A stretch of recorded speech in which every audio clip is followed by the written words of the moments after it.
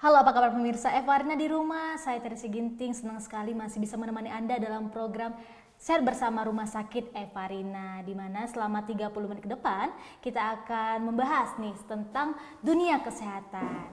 Pemirsa, sadar atau tidaknya saat usia sudah memasuki 30 tahun nih, otak dan sumsum tulang belakang akan mulai kehilangan sel saraf dan beratnya.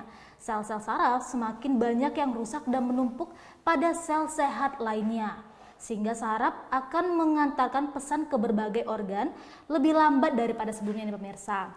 Kemampuan refleks juga semakin menurun nih, menyebabkan keterbatasan dalam pergerakan kita nih pemirsa. Nah, salah satu tanda yang bisa Anda rasakan ketika sel saraf Anda sudah mulai menurun itu mengalami kebas nih ataupun kesemutan di kaki atau tangan pemirsa sekalian. Nah, pernah nggak pemirsa merasakan hal tersebut? Kalau pernah, jangan pernah diabain karena bisa mengganggu sel saraf kalian dan mengakibatkan hal yang serius nih pemirsa. Dan agar memiliki sel saraf yang sehat, kita akan membahasnya di Sehat Bersama Rumah Sakit Evarina bersama spesialis saraf yaitu Dr.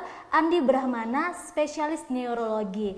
Halo dokter. Halo, Apa Kak kabarnya Tiri. dokter? Sehat. Betul ya, sehat? Dok? Sehat banget dokter, terima kasih Oke, banyak. sip. Oke dokter, kita masuk ke pertanyaan pertama nih dokter. Iya. Mengenai saraf. Apa sih itu saraf dok? Buat Tiri gini ya, saraf ini luas ya. Saraf ini diibaratkan bahasanya itu dari ujung rambut sampai ujung kaki itu kita punya saraf. Oke. Saraf ini merupakan satu sistem dan satu kesatuan yang berfungsinya menyampaikan sinyal gitu loh. Sinyal baik dari perintah, penerima, baik dari rangsangan, stimulus sampai ke otot. Nah, itulah fungsi saraf, itulah saraf Mbak Tiri. Kalau dari saraf ya, itu mempunyai beberapa jenis ya. Yang pertama, dia ada saraf pusat. Yang kedua, dia ada saraf tepi. Nih, kalau saraf pusat, dia memiliki 12 pasang di otak nih. Nah, kita harus tahu dulu nih. Saraf di otak ini banyak mungkin masyarakat belum tahu bahwa yang berperan penting itu salah satu fungsi. Nah, kalau dibilang orang komputernya tuh, ya, paling inti ini 12 yang dipasang saraf. Dan letak-letaknya itu banyak di batang otak gitu deh. Jadi saraf itu setelah dari menjalar ke tulang punggung itu persambungan dari otak yang mempunyai fungsi menggerakkan anggota gerak kita. Gitu loh Mbak Tiri. Jadi itu fungsi dari saraf? Nah, fungsi saraf itu sendiri sangat penting Mbak Tiri. Fungsinya saraf ini banyak. Satu, dia bisa mengatur segala satu gerakan baik yang kita sadari tanpa yang kita sadari. Nah, jadi saraf ini penting sekali karena masyarakat lebih paham bahwa saraf ini satu-satu fungsi yang organ vital. Semua dia pengaruhi Mbak Tiri. Baik dari fungsi penglihatan, ya, penciuman, pendengaran, fungsi menelan, berbicara, bahkan kalau dibilang orang fungsi kognitif itu adalah salah satu fungsi seperti daya ingat, ya, memori, ya, verbal dan lain-lainnya gitu, Mbak Tiri. Terus dok, seberapa penting sih menjaga kesehatan saraf bagi manusia nih dok? Sekarang ya di masa-masa sekarang Mbak Tiri, usia-usia muda ya udah banyak gangguan fungsi saraf loh. Jangan salah. Di bawah umur sekarang penelitian banyak melakukan bahwa umur 30 tahun pun udah kita beberapa kasus, khususnya pun kemarin saya sudah dapat kasus di rumah sakit ini ya, umur 8 tahun loh Mbak Tiri, sudah mengenai stroke loh. Bayangkan umur segitu sudah kena stroke, berarti ada faktor penyebab yang lainnya. Kita harus menjaga fungsi saraf ini penting Mbak Tiri. Kenapa? Karena fungsi saraf ini beda dengan fungsi yang lainnya seperti kulit. Kalau kulit ini kalau luka dia bisa nutup yang baru, tapi kalau saraf tidak. Saraf itu hanya fungsi saraf. Iya, kalau sudah rusak, nggak akan bisa lagi balik loh, jarang, susah, gitu loh. Oh jadi sangat penting banget. Bener, ya, saraf. bener. Nggak bisa digantikan selagi udah rusak Sulit. salah satu Iya, sarafnya harus kita jaga. bakalan merusak di Banyak sekali yang bisa dirusak Mbak Teri. Contohnya ya, kan makanya saya bilang tadi saraf ini ada dua tipe. Yang satu dari sentral atau dengan pusat, yang satu dari perifer atau yang dengan tulang belakang. Semua mempunyai peran masing-masing. Kenapa? Memang yang lebih berat ketika kerusakan itu di sentral atau bagian otak Mbak Teri. Seperti gangguan yang bisa kita dapati pada umumnya awam-awam itu stroke ya. stroke ya, salah satu stroke. Tanda-tandanya bisa kita dapatkan dengan kelemahan salah sisi tubuh atau sebelah kiri ataupun kanan. Baru kalau yang vitalnya banyak bakteri yang bisa kalau nggak kita jaga nih ya sistem saraf ya, banyak yang organ yang bisa fatal. Tapi kemungkinan besar tingkat sisa gejala yang fatal seperti kecacatan itu bisa seumur hidup bakteri. Itu gangguan fungsi saraf saking dahsyatnya. Rusak Gitu. saraf bisa mengakibatkan kecacatan seumur hidup ya. Mas, berarti memang harus dijaga banget ya ini Bener, Mbak Teri. sarafnya. Iya. Dan bagaimana nih menjaga kesehatan sistem saraf itu, Dok? Gini nih Mbak Teri, kalau sistem saraf sih sebenarnya simple ya. Mungkin semua kesehatan organ bukan hanya saraf ya, baik organ yang dari jantung ya, paru-paru maupun organ penting lainnya dalam tubuh. Yang pertama Mbak Teri, kita harus atur pola hidup. Itu yang penting nih. Kadang-kadang kita ini sukanya sepele gitu kan. Bagaimana pola hidup, misalnya yang pertama itu adalah istirahat. Jam istirahat itu penting Mbak Teri. Itu guru saya mengajarkan bahwa jam istirahat itu setiap individu, apalagi yang dewasa, dia harus minimal 6 jam waktu istirahat. Dewasa. Iya penting. Kenapa? Waktu istirahat ini Mbak Teri, otak ini juga kan seperti mesin ya. Bekerja? Iya, dia butuh istirahat loh, dia butuh relaksasi loh. Bukan arti dia tidur, tidak. Makanya pola hidup yang penting itu salah istirahat. Yang kedua, aktivitas. Ya, saya sih mungkin saya pun setiap hari ya sering jalan pagi, walaupun hanya kecil-kecil tapi harus rutin. Olahraga deh yang penting gitu deh. Rutin walaupun Iya, kecil-kecilan olahraga ya. kecil-kecil aja. Baru yang ketiga pola makan nih. Ini enaknya nih. Rata-rata kalau yang enak-enak pasti efeknya luar biasa. Ya, terus terang. Kalau pada fungsi saraf ya dijaga deh makanan, terutama makanlah tepat waktu dan konsumsilah makanan-makanan yang bergizi, terutama yang mengandung yang menjaga fungsi saraf itu omega 3 ya, bisa dapat dari ikan-ikan. Baru yang kedua vitamin B. Vitamin B penting tuh, dari sayur-sayur bisa, dari buah-buahan bisa seperti pisang. Jadi dia itu bisa menjaga kesehatan kita juga. Gitu Mbak Tiri. Banyak banget lah yang Banyak, bisa kita lakukan untuk menjaga kesehatan saraf kita ya, Dokter. Benar. Nah, pemirsa, kita jeda iklan sebentar dan kita akan membahas lebih dalam lagi mengenai saraf. Tetap bersama program saya bersama Rumah Sakit Evarina.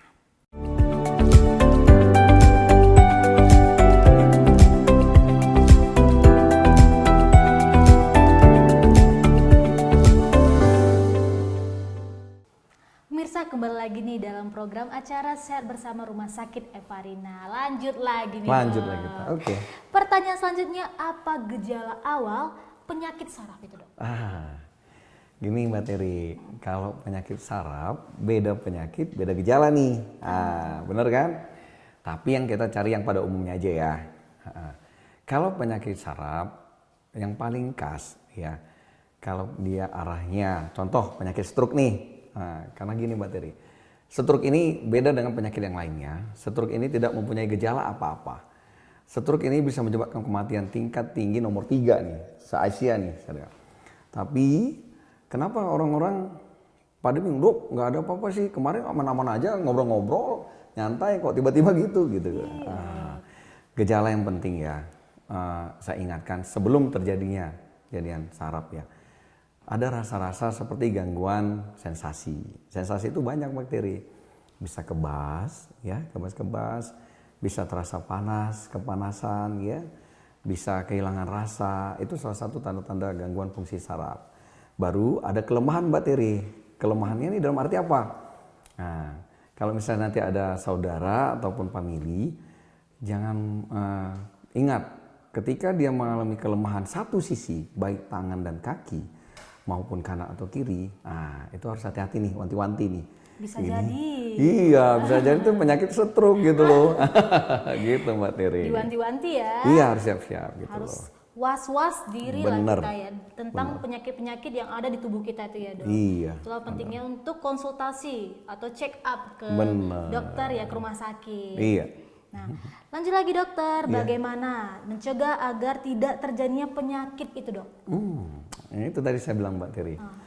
Kembali ke tadi saya bilang kita harus jaga pertama tuh awal pola hidup Mbak Tiri. Tapi dari sekian banyak pasien saya, ini rata-rata Mbak Tiri ya, pasien saraf ini umurnya ini udah pada nenek-nenek nih pasien ini, rata-rata gitu tuh. Jadi kebanyakan orang tua paling enggak rata-rata 50 tahun ke atas Mbak Tiri. Lebih Pasien seringnya. saya. Iya benar. Jadi mereka dan semua mayoritas pola pikir atau faktor stres yang tinggi. Itu harus benar-benar dijaga. Jangan stres-stres pemirsa, nanti bisa stroke loh. Gak. Karena faktor stres itu ya bukan hanya membuat semua itu meningkat Mbak Teri. Kenapa? Faktor stres itu luar biasa. Bukan hanya tekanan darah, semua dihajar sama dia. Masalah-masalah bisa buat stres, bisa Benar. jadi stroke tiba-tiba. Benar. Karena kan stroke ini tiba-tiba kan dok? Iya. Kayak bahaya. Kita harus relax ya pemirsa, jangan mengurangi pikiran-pikiran negatif, selalu berhadapan dengan hal-hal yang positif ya, untuk mengurangi atau menghilangkan penyakit-penyakit yang akan menyerang tubuh kita. Nah lanjut lagi dok, pola hidup seperti apa yang bisa mempengaruhi kesehatan saraf kita? Biar bisa terjaga nih dok. Kalau pola hidup Mbak Teri, pertama memang satu ya faktor stres yang tinggi itu harus dikontrol nih pola hidupnya, pola pikir deh.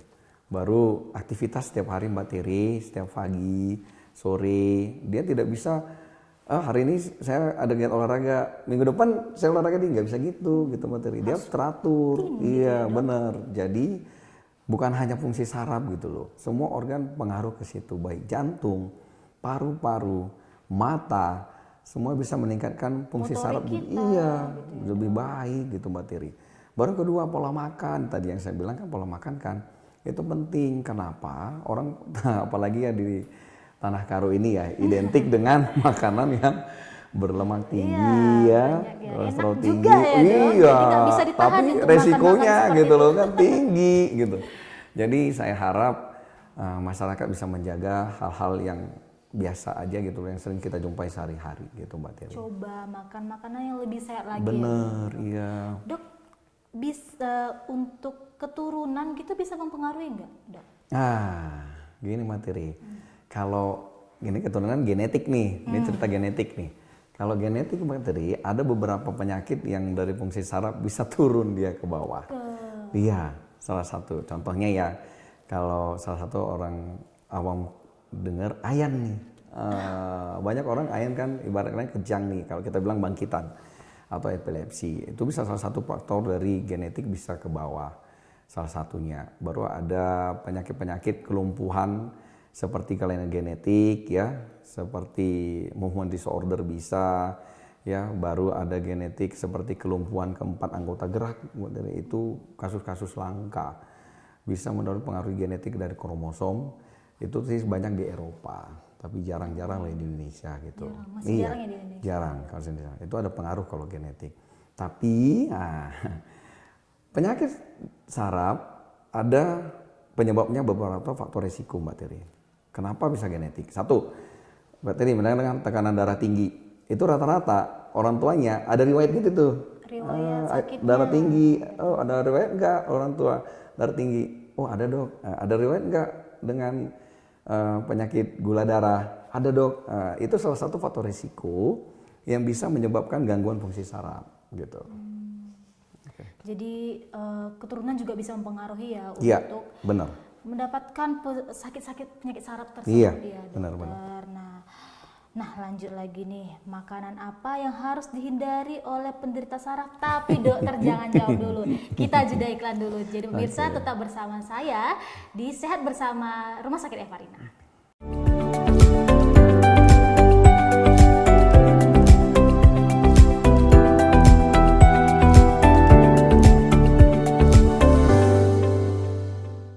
Baik pemirsa, kembali lagi nih bersama saya dan dokter yang akan membahas tentang saraf lebih mendalam. Yang sebelumnya kita sudah membahas ya tentang bagaimana sih yang mempengaruhi saraf-saraf itu? Dan selanjutnya kita bertanya lagi nih, makanan yang harus dihindari oleh oleh penderita saraf nih dok. Makanan-makanan yang harus kita hindari Mbak Tiri kalau ingin terhindar nih gangguan fungsi saraf.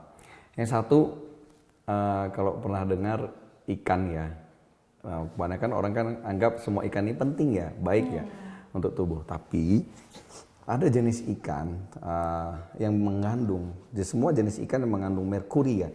Itu nanti tahu Mbak Tiri, itu zat merkuri. Itu mengeluarkan satu zat yang menjadi toksin atau menjadi racun di otak Mbak Tiri. Jadi hindari makan makanan ikan yang banyak merkuri tinggi. Contohnya apa? Ikan hiu tuh. Itu kan jarang kan dapat kan. Nah itu merkuri tinggi nih. Ada kan daerah pesisir, daerah laut itu kan mereka seneng kan makan sirup ikan hiu kayak gini. Tapi mereka nggak tahu tuh merkuri tinggi. Tapi memang sih proteinnya bagus. Yang kedua Mbak Tiri, sekarang kan makanan-makanannya serba instan nih. Iya, ya kan? Iya. Jadi makan instan ini praktis, apalagi anak-anak muda sekarang nih kan. Apalagi sekarang sudah mudah ya mengorder dari aplikasi banyak online aplikasi, ya. iya. Jadi hindari makan makanan, kenapa? Karena mengandung zat-zat yang kayak kita tahu zat pengawet, ya, pemanis buatan, pewarna, itu mempengaruhi metabolisme otak gitu Mbak Teri. Baru kalau dari makanan itu tadi yang saya bilang. Lemak-lemak yang tinggi, yang enak sebenarnya kan, gitu. Tapi sebenarnya itu salah satu faktor untuk membuat diri kita menjadi jatuh sakit nih pemirsa. Bener. Tapi satu lagi Mbak Teri, untuk kita juga hindari minuman yang terlalu manis. Manis ya? Iya, jangan terlalu manis. Padahal enak banget sebenarnya kan manis. Iya. Dan itu udah banyak juga ditawarkan minuman-minuman, makan-makanan yang mengandung Iya, gula tingkat tadi gula kan, yang tinggi itu hindari deh. Jangan terlalu sering deh. Saya juga kayaknya. Iya. Berarti kita semua harus mengurangi ya, seperti kata dokternya tadi, mengurangi makanan manis dan juga mengurangi lemak-lemak ya. Enak sebenarnya pemirsa, tapi itu adalah salah satu penyebab buat tubuh kita menjadi sakit. Oke, lanjut lagi. Tadi dokter ada singgung mengenai vitamin B ya untuk saraf. Selain itu apa lagi nih dok yang bisa? Gini Mbak Teri, simple sih, sehari setiap hari kita jumpai. Kalau saya anjurin ya, pola hidup salah satu yang baik ketika itu saya anjurin, ketika kita bangun pagi, biasain ya, maupun usia berapapun, usahakan minumlah air putih 2 gelas. Baru bangun nih. Minum. Iya. Baru step itu kan olahraga pagi, setelah itu sarapan. Baru Mbak Teri, fungsi saraf di otak ini perlu antioksidan. Antioksidan dapat dari mana? Salah satu teh. Simpel kan? Orang nggak tahu tuh dari teh. Tapi dok kan teh pakai gula, itu teh manis namanya. Gitu loh. Teh ini penting, kenapa? Dia salah satu sumber antioksidan sehingga dia menjaga stabilitas otak di dalam tubuh kita. Iya. Berarti teh ya yang terdekat aja ada loh. Bener. Untuk membantu kita menjaga sel-sel saraf kita di tubuh kita nih pemirsa. Nah, ini dok, ada pertanyaan nih. Saat sakit apa kita harus ke dokter saraf? Pasti pemirsa penasaran nih. Iya, good question ya. Coba dok. Kadang-kadang ya memang masyarakat kita ini kurang mengerti kapan kita datang ke dokter saraf, kapan kita datang ke dokter ini dan ke dokter ini. Jadi saya sedikit kasih pengetahuan sedikit ke kita semua bahwa pasien-pasien saraf ini sebenarnya banyak Mbak Tiri. Satu, ketika kebanyakan pasien saya itu ya nyeri pinggang nih, ini banyak nih nyeri pinggang, ataupun darah tinggi. Enggak semuanya darah tinggi ini tangani oleh semua penyakit dalam gitu loh. Kita pun bisa tangani, ataupun nyeri kita bisa tangani. Tapi terutama kita harus tanggapi ketika kita ada gangguan seperti saya bilang sensasi, ada rasa kebas-kebas ya, ada rasa kelemahan, ada rasa kehilangan penciuman, pendengaran, atau gangguan fungsi mata yang secara tiba-tiba, itu bisa kita konsulkan ke dokter saraf gitu. Itu Mbak ya, iya. salah satunya. Jangan salah nih kan. Biasanya masyarakat itu dianjurkan untuk ke dokter umum nih.